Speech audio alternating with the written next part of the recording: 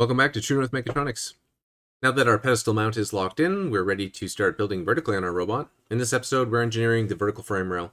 We will anchor it to the base of our pedestal mount and design the top corners to align with the midpoint of the overhanging battery box.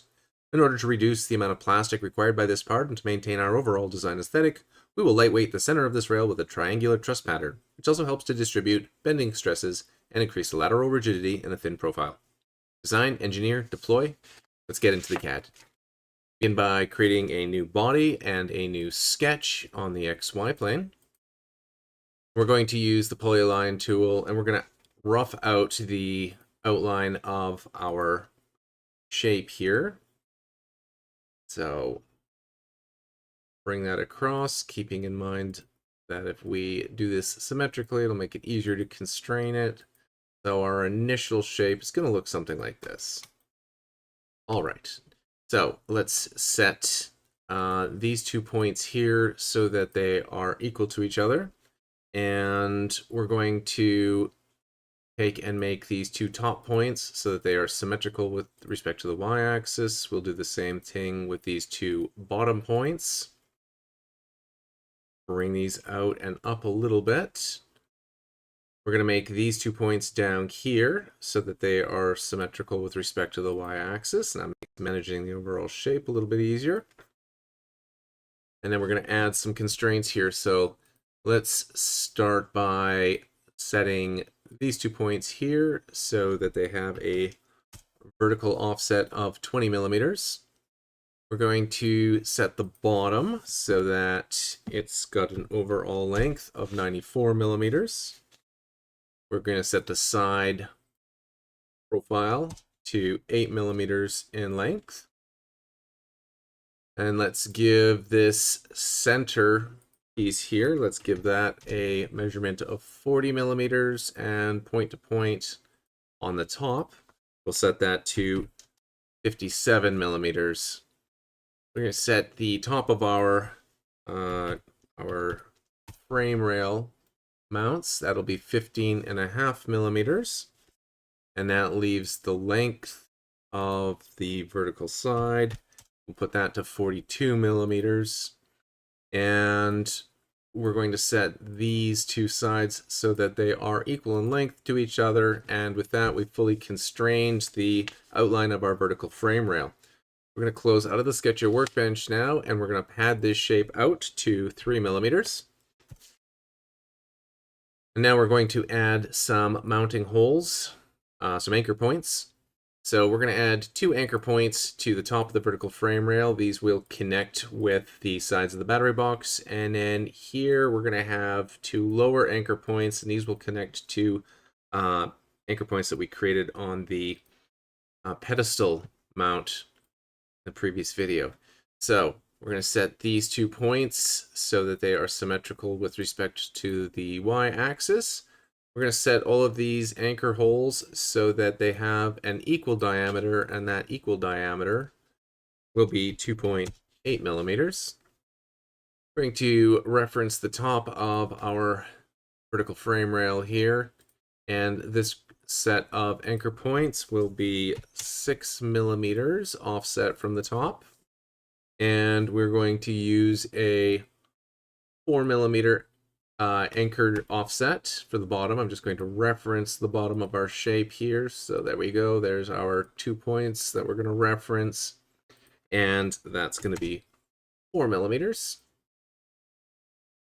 Now we're going to set the distance between our anchor points. So we're going to have a point-to-point distance between these 2 points of 74 millimeters, and our point-to-point distance between our 2 lower anchor points will sit at 39 millimeters.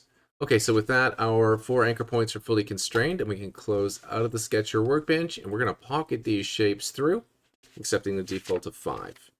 Now we're going to add those lightweighting truss patterns to the center of our vertical frame rail here. So let's use the polyline tool, and we will create a series of triangles, and we'll constrain them so that they're symmetric on either side of the y-axis, but we need to rough them out first. So here we go.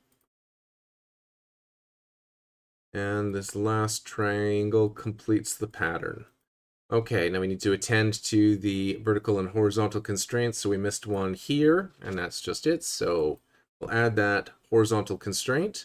Now we're going to take the bases of all three triangles and set them equal to each other. We'll set the bases of the two outer triangles so that they're equal to each other, as well as the height of these two outer triangles. We'll set those equal to each other.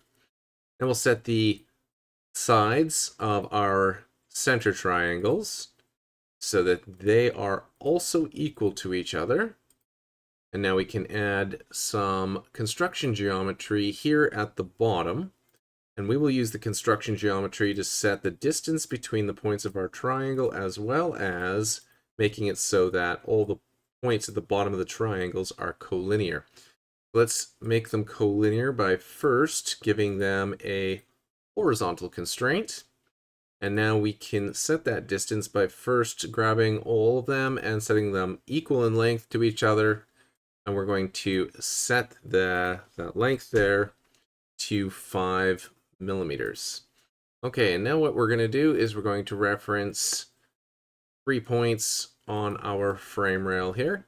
We're going to set the distance from the top of the frame rail to 12 millimeters. We'll set the distance to the bottom of the frame rail at 11 millimeters.